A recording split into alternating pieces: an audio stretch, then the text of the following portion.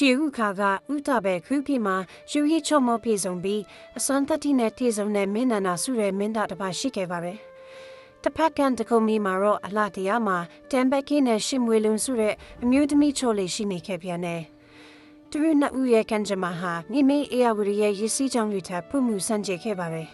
။ရှစ်မွေလုံးစီကူညစဉ်ညတိုင်းနှစ်ခုခက်ပြီးသွားဖို့အတွက်မင်းနန္ဒာမှာထူးခြားတဲ့မိတ်ဆွေကြီးတစ်ကောင်ရှိပါတယ်။သူကတော့ရေအောက်လောက်ကရဲ့ဘရင်ကြီးမလာတဲ့မိချောင်ကြီးနမိုးရိပ်ပါပဲ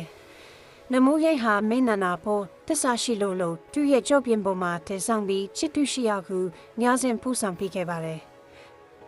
နိကနာကလမဲအောင်မာရောရှစ်မွေလုံးဟာချစ်သူမင်းနန္ဒာဘူးညှို့လက်တကြီးဆောင်ကျူနေတတ်ပါတယ်သူနှစ်ဦးဆုံးတွေ့ချိန်မှာတော့လောကကြီးတစ်ခုလုံးဟာတိတ်ဆိတ်ငြိမ်သက်ပြီးအချစ်တွေနဲ့ပြည့်နှက်တော်ခဲ့ရပါတယ်ဒါပေမဲ့ဒီတွေ့ရှိမှုတွေနောက်မှာမူနိုင်တစ်ခုကစောင့်ကြည့်နေမှသူတို့မတိခဲ့ကြပါဘူး။ကကြမရဲ့ချိန်စာကရက်ဆက်လုံးနာပါတယ်။တညမှာတော့နမိုးရိပ်ဟာတခြားမိချောင်းတွေနဲ့ပြင်းထန်စွာတိုက်ခိုက်ခဲ့ရလို့စိတ်မာနဲ့မင်းနန္ဒာဘူးသူ့ရဲ့ပါဆက်ချီတဲ့ထက်ပြီးကောက်ွက်တဲ့ဆောင်ခဲ့ပါတယ်။ကန်ဂျီကိုရောက်လို့ပါဆက်ကူဖွင့်လိုက်တဲ့အခါမှာတော့အောက်ဆီဂျင်တက်လက်ပြီးအသက်မဲ့သွားတဲ့မင်းသားလေးကတွေ့လိုက်ရပါတော့တယ်။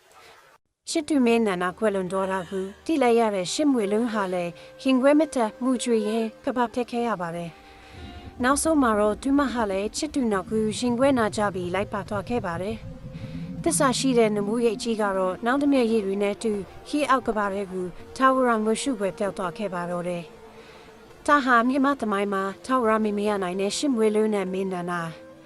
ပြီးတော့နမိုးရိပ်တို့ရဲ့ရင်းနှင်းဖွယ်ပုံမြင်မဲ့ဖြစ်ပါတယ်။